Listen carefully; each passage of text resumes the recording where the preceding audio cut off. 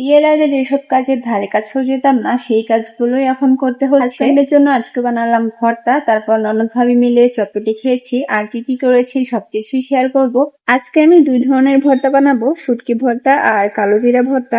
2 ধরনের ভর্তা বানানোর জন্য আমি এখানে পেঁয়াজ কুচি, রসুন কুচি আর কাঁচামরিচ নিয়েছি অনেকগুলো। প্রথমে আমি কালো জিরা ভর্তাটা বানাবো, এর জন্য কালো জিরাগুলো ধুয়ে নিয়েছি। কালো জিরা ভর্তার পেঁয়াজ রসুন মরিচ আলাদা করে নিয়েছি। আর এখানে শুটকি ভর্তার মরিচ পেঁয়াজ রসুন সবকিছু আছে। পেঁয়াজ রসুন মরিচ বেটে তারপর কালো জিরা বেটে মিশিয়ে নিয়েছি। আর এদিকে শুটকি ভর্তার পেঁয়াজ রসুন আলাদা করে বেটেছি। আর শুকনো মরিচ আর কাঁচা মরিচ একসাথেই বেটে নিয়েছি। তারপর আলাদা করে শুটকিটা বেটে নিয়েছি। এখন একটা কড়াইতে তেল দিয়ে তার মধ্যে পেঁয়াজ রসুন বাটা দিয়েছি হালকা ভেজে।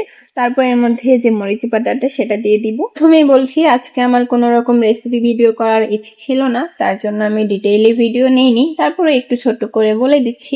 প্রথমে আমি পেঁয়াজ রসুন বাটাটাকে ভেজে নিয়েছি হালকা করে।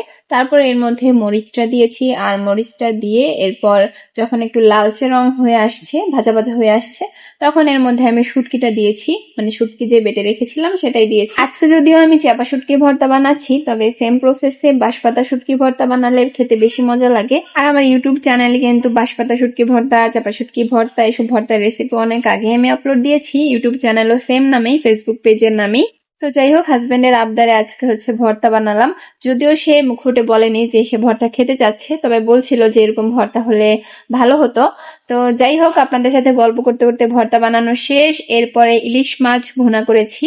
আর এদিকে আমার দাদু গ্রাম থেকে কিছু আমসত্ত্ব পাঠিয়েছিল। এখানে 2 ধরনের আমসত্ত্ব ছিল, মিষ্টি আর টক। আমার কাছে মিষ্টি আমসত্ত্বই বেশি ভালো লেগেছে। এই আমসত্ত্বগুলোকে আমার ননদ কেটে কেটে টুকরো করে সুন্দর করে রেখে দিচ্ছিল।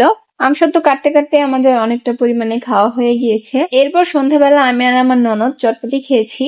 আর এই দোকানের চটপটি কিন্তু অনেক মজা। আমি আমার বাবার বাড়িতে গেলেও এই দোকানের চটপটিই খাই, কারণ এই চটপটিতে ঝাল মশলার পরিমাণ একদম পারফেক্ট থাকে। আর সাথে চটপটিওয়ালা মামা বোম্বাই মরিচও দেয়, যার কারণে খেতে আরো বেশি ভালো লাগে। আরো না, দোকানে বসে খেতেই বেশি মজা লাগে, কারণ একদম গরম গরম বোম্বাই মরিচ দিয়ে সার্ভ করে। তো তবে এখন খেতে যে খারাপ লাগছে তা কিন্তু না, এখনো খেতে বেশ ভালোই লাগছে। আমাদের মতন ফুচকার চটপটি দেখলে মাথা ঠিক থাকে না কার কার, অবশ্যই কমেন্টে জানাবেন। যাই হোক, এই ছিল আজকের ভিডিও। Thanks for watching. আল্লাহ হাফেজ।